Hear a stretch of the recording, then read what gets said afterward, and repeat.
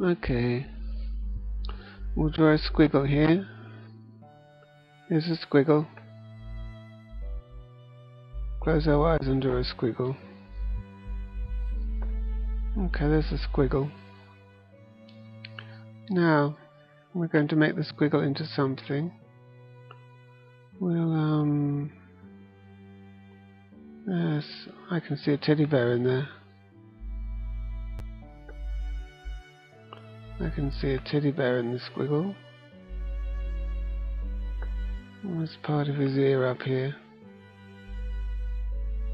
Whoops, something like that. There's another piece of his ear up here. Yes. Oops. This is the general shape of a teddy bear. And he's coming in to fruition. There's his face, basically. Oops. Let's give him a nose of some sort, a bit like a koala bear. Oops.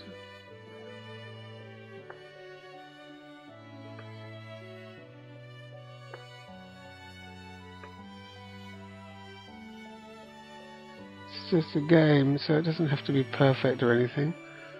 Now, we'll give him a bit of a smile. I think they have a little cleft lip, don't they, or something? I'm not sure.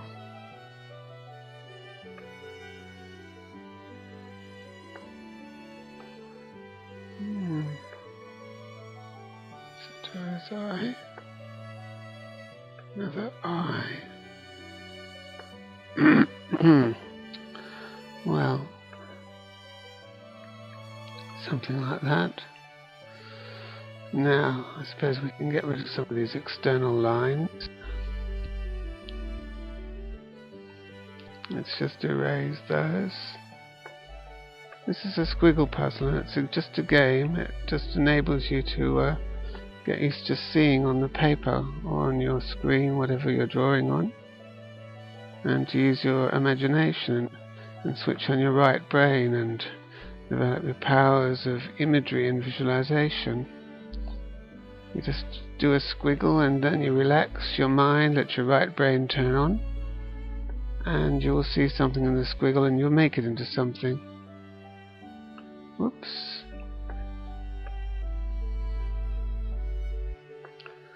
Okay, let's get rid of a few of these lines that we don't need on the bear's face. Of course, if you do this with a pencil and paper, it wouldn't be all jerky like this. If I was using a computer tablet affair. Cleaning up his face a bit there. I can hear rain outside. Yes, let's clean up some of these little lines that we don't need. Just doing it pretty roughly anyway, just to show you the principle of cartooning. Leave some of that smile there, I think, yes. Could leave that for a bit of a rosy cheek too, just there. Let's do a finer eraser here, just to get that little spot out of there. That line on his cheek's a bit interesting there.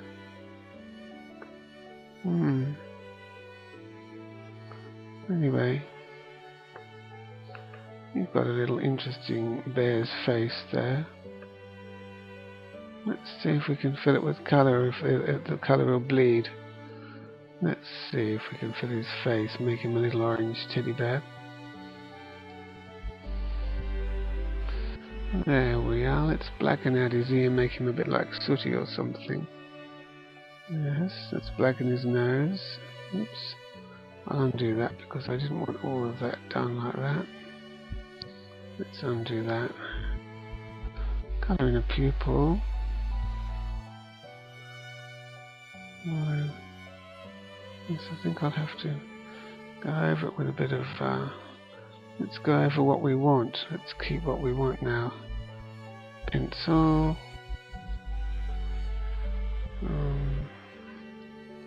A black line, not too thick. I suppose we can make it a brush line. Let's ink in a bit here. Let's ink in a bit of the colour. I'm just doing this with a jerky mouse, of course. That's a little bit thick, really. Still, your artwork's more interesting if you have a combination of thick and thin lines. Let's put another little spot there that we'll be able to fill in with black. Make him a bit like Sooty or something. So we do our squiggle in, and then we ink it in. We don't have to colour him in until it's over, but let's ink the bear in. Just ink. You can draw anything like this. Any cartoon. Oops, let's undo that.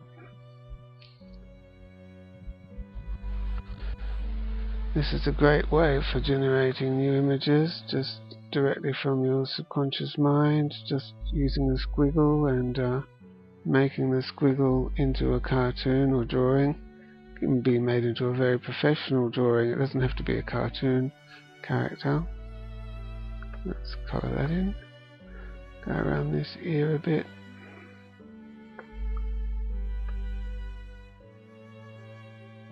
Whoops, nearly slipped off his ear. Now we want to go around this finest pen. Oops, we're already on the finest anyway. Go around his eye here. Oops. Around his eye. We don't want that colour bleeding too much.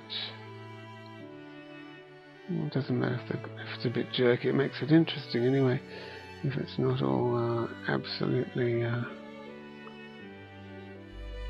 symmetrical. All these jerks and that give the picture interest. I think we'll enlarge the picture to work on it a bit there. Here we go. And where's that pen again? If we don't want any bleed there, make that line go down a bit more.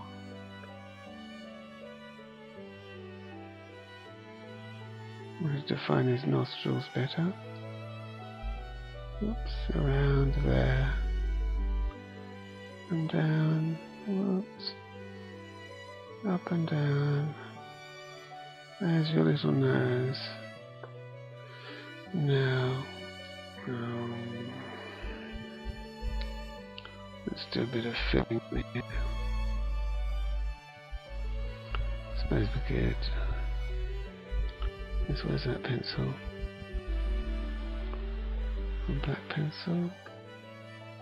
Around there.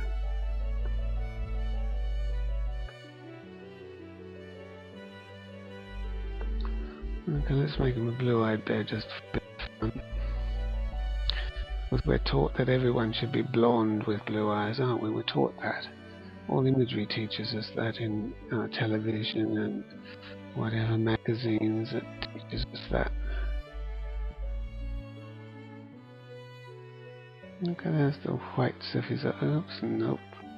There must be a bleed there somewhere. There must be a little bleed there.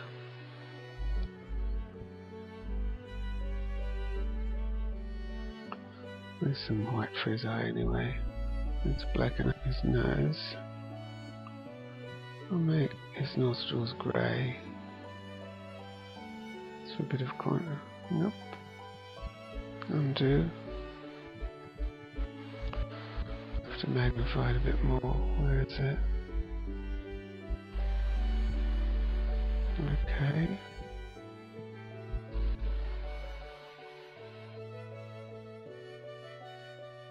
This is a tiny little leak there. Eyedropper. Put a little line in there to complete that. Okay, now it was grey again. Let's give him some nice pink lips. That's a bit cute. Okay. Change the magnification back down again. Let's see, we've got to let's use yellow here to give a bit of colour contrast. Yeah, I could draw a small line across there. Just to I can hear thunder now. Okay, I feel that. Bit of yellow. I think we'll redden up his lips a bit brighter. There we are. Let's draw a bow tie for him now. Like in Mona Brooks' art book.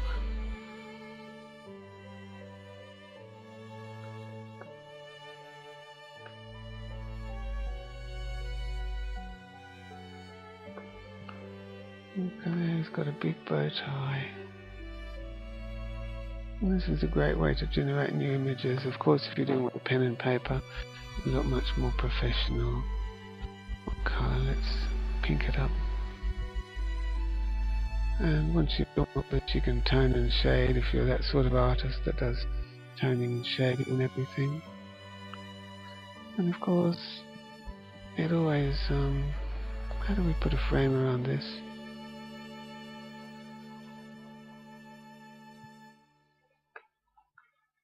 A frame always makes your picture look more professional. That's what Uncle Fred's cartoonist site on the internet says. I think he's probably right. Let's put a frame around our teddy bear. A frame does make it look more professional. Okay, let's colorize the fragment with something. What will we use? What about this beigeish colour? And give the teddy bear a nice pale background. There we've got a nice image now. Oops, I've got to black up that ear a bit. There we are. There's a teddy bear generated from a squiggle. I'll just let's magnify and put a little bit more black in his nose. Just there.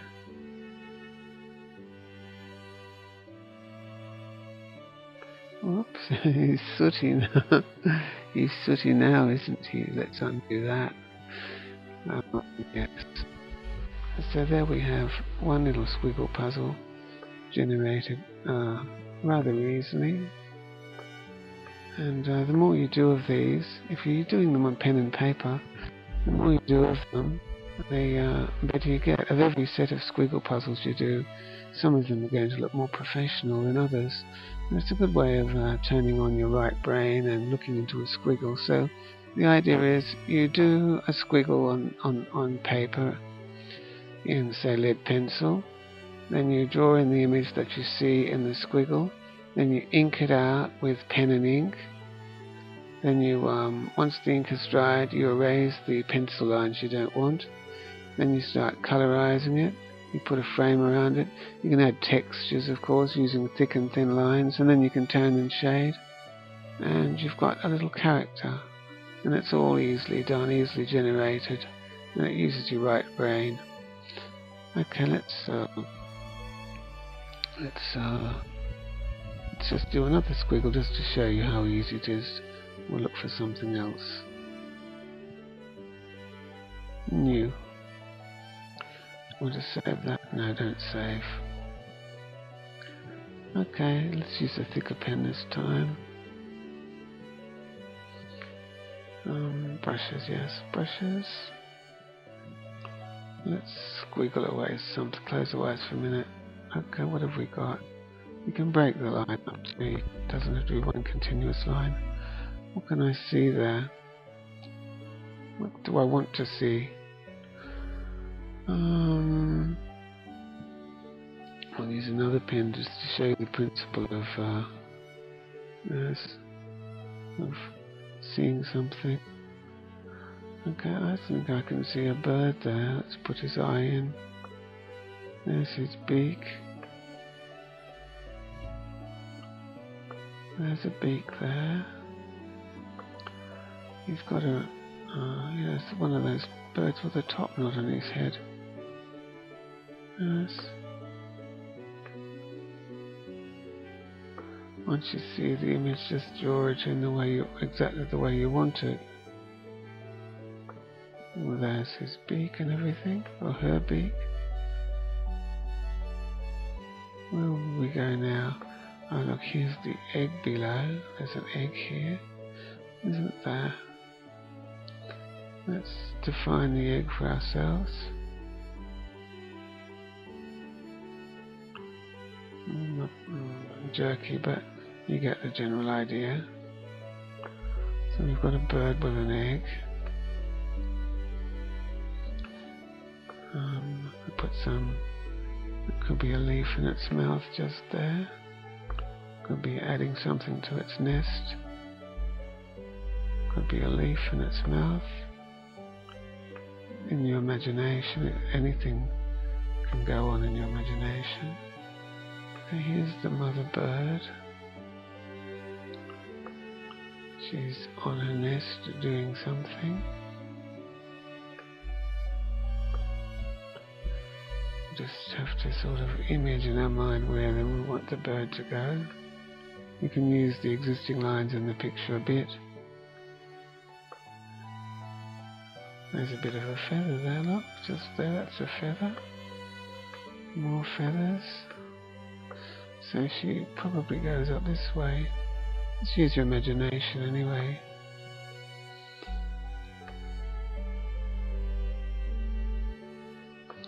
To make a bird from your imagination.